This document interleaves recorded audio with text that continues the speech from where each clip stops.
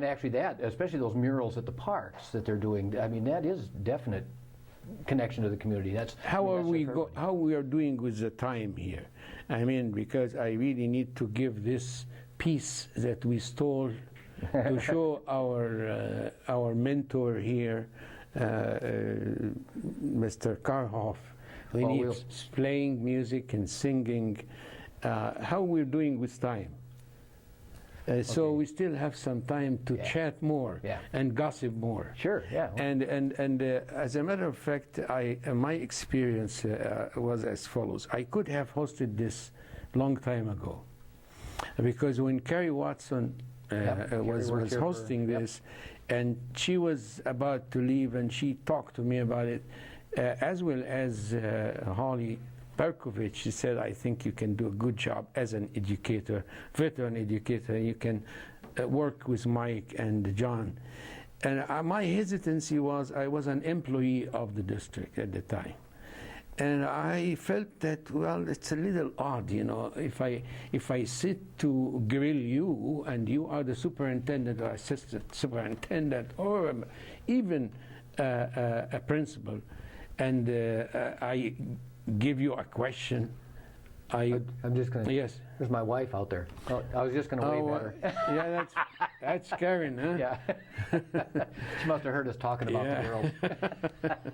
But anyway, we can invite her. We can invite her. I mean, she won't come in. This is a very relaxing time. Informal here, yes. Yes. So, I'm sorry for interrupting. Absolutely, but this is that's why I'm not wearing my tie. I'm just keeping my hat because that's what people knew me from, by, you know. So anyway, it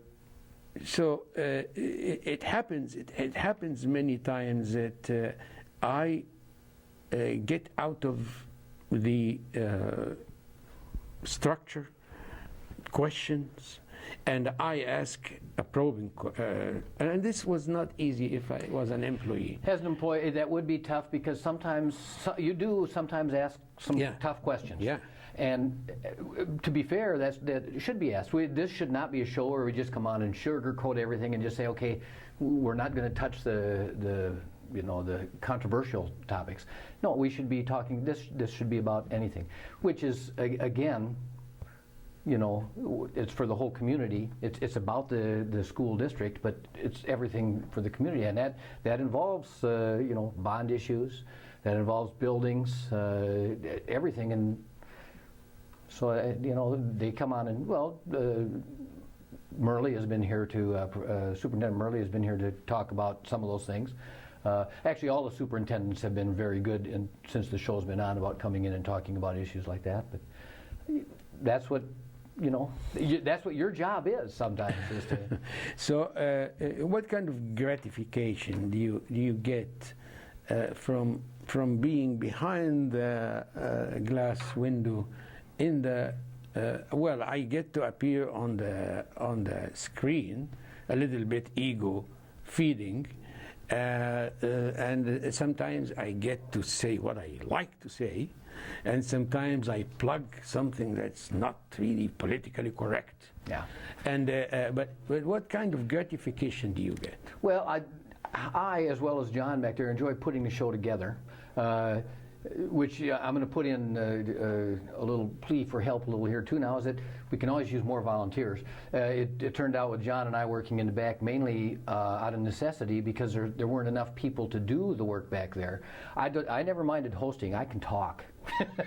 I don't have a problem talking, but we need people to work in the back. That stuff has to be done during the show, and so I kind of gravitated back there to get that done, and then we could always look for people. It was easier to look for people that could sit out here and host and ask questions and things, rather than trying to look for someone that knew how to do the stuff in the back. But the real gratification I get is the shows where the kids get to come here. That's the ones I really love. The ones where the kids are here to show what they're doing, to do their presentations and that kind of thing. And I think everybody does. We love it when the kids come. Yeah. Or when the principal brings kids and their parents, and the parents sit here around us and be proud and clap for their kids. And they know they can see it on YouTube now, especially. Yes. It's up on YouTube. We've only got about a minute and a half left here, I just got told. So this I want to use by doing something. We live in a very, let us say, well-off, well-to-do, community, and we're blessed with a lot of things. And we have very old cameras. We don't have a good carpet even. We don't want the camera to come here and show the base of this table because it may be broken or something. So do you think that we can use this 1 minute to talk to our audience and say, if you want to donate something, consider this place, because we are trying to do this. We're not getting paid for that. It's all volunteer. We're spending hours and hours. We go to schools, we prepare, we practice with the kids, we do rehearsal. Before we come here, we write, we do our research. And this is all we do out of the fact that we love this community and we do it with volunteering spirit. Yeah. We need some support sometimes. Actually, I think that's very good. Supporting PATV, I think, is an excellent.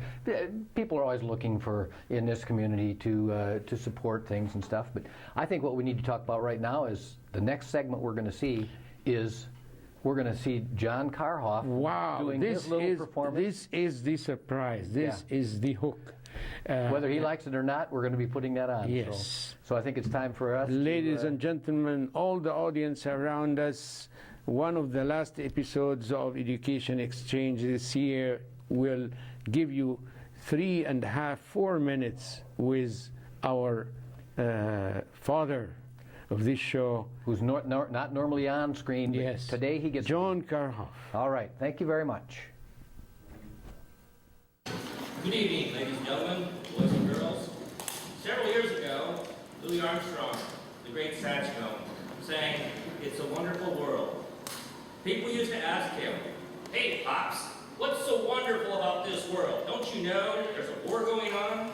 People can you make a decent living? There's pollution, hunger, inflation." And his reply was, "It ain't the world that's so bad, but what we're doing to it." As a young boy, he had a rough childhood. He was even put in a home for boys because of his troubles. There, an amazing thing happened. One of the workers there became his mentor. This man had a very kind heart and treated Louis with understanding and respect. He introduced him to the trumpet, and from that day forward, gave Louis something to look forward to each and every day. Just as our best buddies are doing today, treating each other with kindness and respect. Who knows what can happen if we all work together? And maybe this truly can be a wonderful world. With the help of my friend Myron McReynolds on trumpet, I would like to sing "It's a Wonderful World" by Louis Armstrong, as Louis Armstrong might have done it, to our best buddies.